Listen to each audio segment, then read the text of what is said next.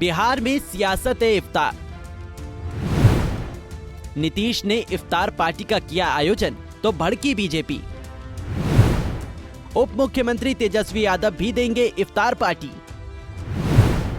इफ्तार party के बहाने सरकार पर हमलावर है बीजेपी।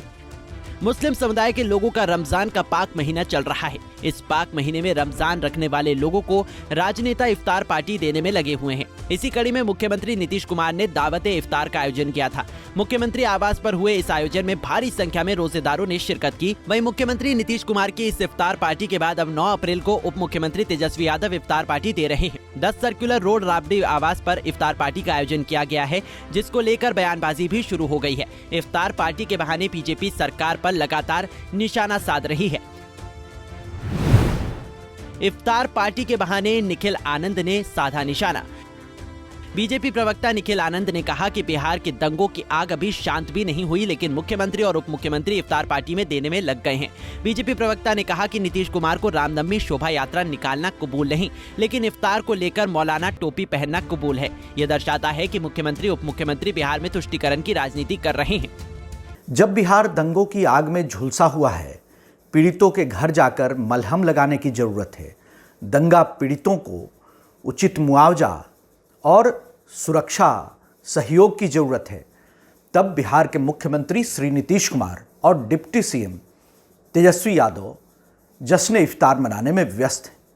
बिहार के मोहम्मद बिन तुगलक नीतीश कुमार जी को रामनवमी में शोभा यात्रा सफलतापूर्वक निकलना कबूल नहीं, लेकिन मौलाना टोपी पहनकर नमाज करना उनको पसंद है।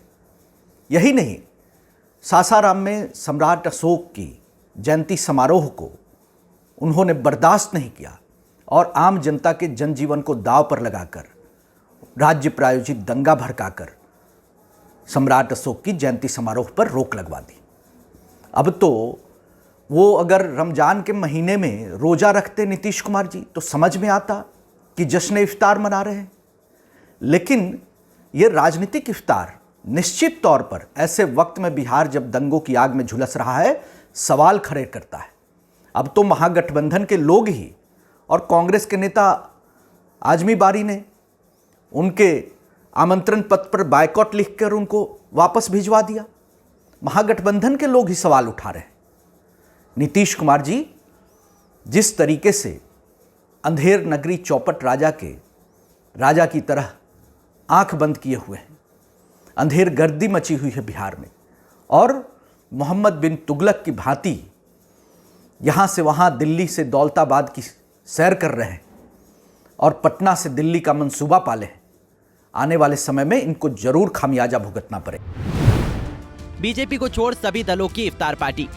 मुख्यमंत्री आवास पर हुए इस आयोजन में भारी संख्या में रोजेदारों ने शिरकत की। इसके अलावा पार्टी के नेता और कई मंत्री शामिल रहे। इफ्तार पार्टी में बीजेपी को भी न्योता भेजा गया था। बीजेपी ने इफ्तार पार्टी में शामिल नहीं होने का फैसला लिया। आरजेडी ने बीजेपी पर लगाया हिंदू मुस्लिम की राजनीति करने का आरोप। वहीं आरजेडी ने पलटवार करते हुए कहा कि रमजान के पाक महीने में इफ्तार एक माध्यम बनता है आपसी भाईचारा बढ़ाने का, लेकिन भारतीय जनता पार्टी के नेता आपसी भाईचारा नहीं चाहते हैं। वो सिर्फ हिंदू मुसलमान करके राजनीति करना चाहते हैं। आरजेडी प्रवक्ता ने कहा कि बिहार में जब से बीजेपी सत्ता से बाहर गई है, उनके अंदर सत्ता जाने की बेचैनी दिख रही है, इसलिए बीजेपी के नेता अनाप शनाप बोलते रहते हैं।